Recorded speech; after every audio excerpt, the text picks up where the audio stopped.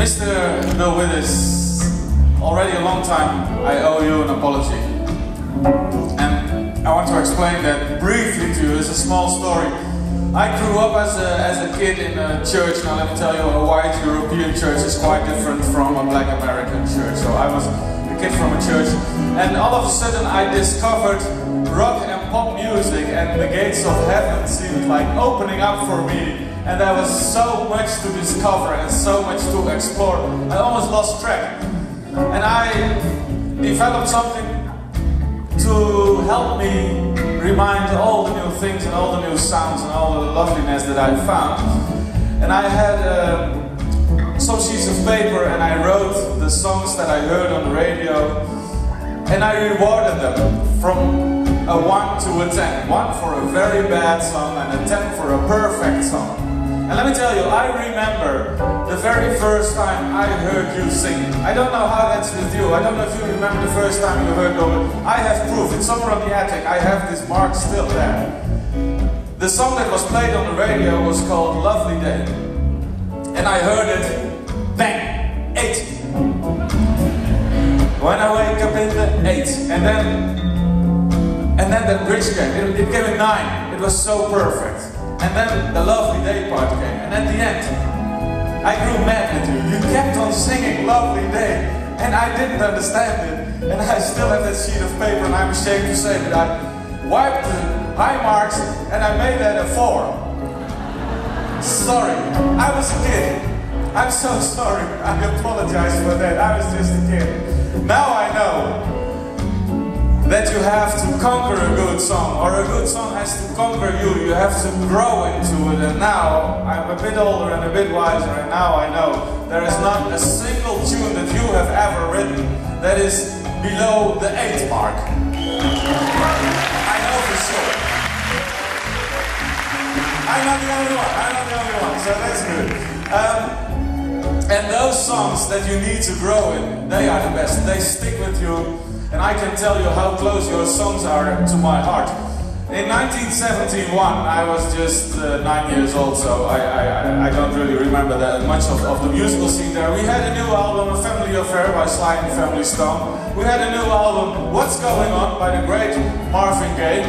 We had a new album, Let's Stay Together by the lovely Al Green. And then from Los Angeles there was a whole different thing going on. We had the Mellow Mafia over there. We had Tapestry by Carole King. We had James Taylor having his hits records. We have Blue by Joni Mitchell. We had the start of the Eagles. We had the heights of Crosby, Stills, Nash Young, all those people. It was wonderful music that was made in New Orleans, in Los Angeles, and on that city.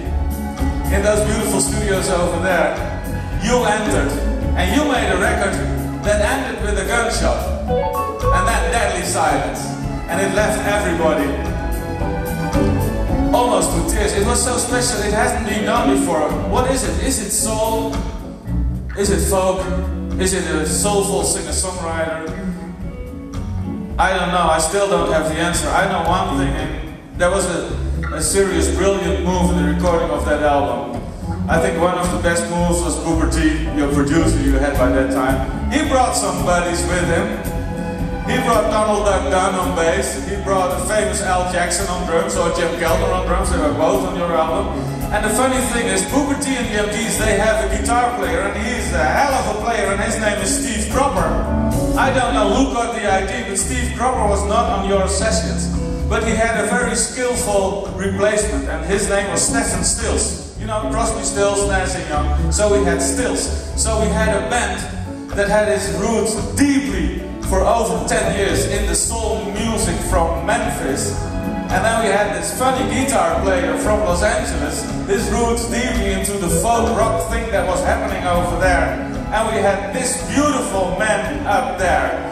And this was the ingredient to something, in retrospect, we can say that had not have been done before. And if a musician is able to do something that has not been done before, then you are a legend. You are not born into a legend, you work yourself into a legend. I don't know whose idea it all was, but it developed so beautiful.